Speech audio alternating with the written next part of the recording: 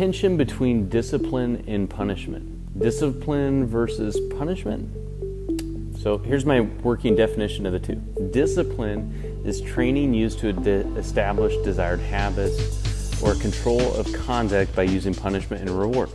Definition of punishment is imposing a penalty in response to an offense.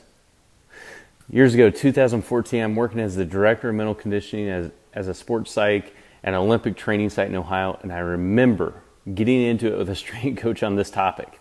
He was volunteering as a basketball coach for a recreational kids program at our facility. It's an after-school activity. It's co-ed, 3rd and 4th graders. And one day I was walking by the gym towards the end of my workday, and I heard him blow the whistle and say to the kids, "Down and back." Kids take off running.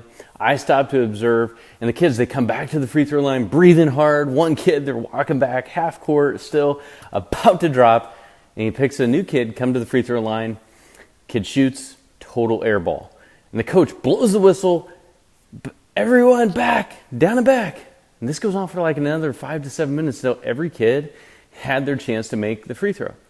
And this was a shoot one free throw, make it. If we don't run, or if we don't make it, we run, that kind of setup. So I was curious, I was frustrated, I was confused, and I didn't like what I saw. So I made a mental note to bring this up next time I had a chance to talk to him.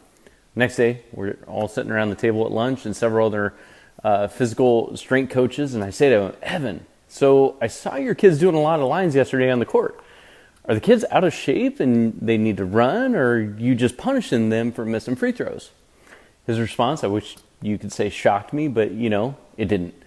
He goes, we're terrible at free throws, Trevor, and we can't make them in a game, so yeah, we're working on free throws. And I said, well, if you have the kids shoot free throws without them running, what's the team's percentage? Just approximate. Well, he tightened up a little bit, and he goes, well, maybe 40%. And I raised my eyebrows, and I gave him the what? Look. I said, really, 40%? So why are you running them ragged when they can't make a free throw naturally anyway? That sounds like a skill issue, man, not that they can't make a free throw under pressure. And defensive, realizing people stopped eating to pay attention to this conversation that's escalating, he says, well, that's what my coach did to us in high school. And there you have it. How many of us repeat behaviors and pass them on because that was how it was done or shown or demonstrated to us? And that tension between discipline and punishment is a fine line. It's a tough thing where we need to make sure our kids understand the difference in the reasons why.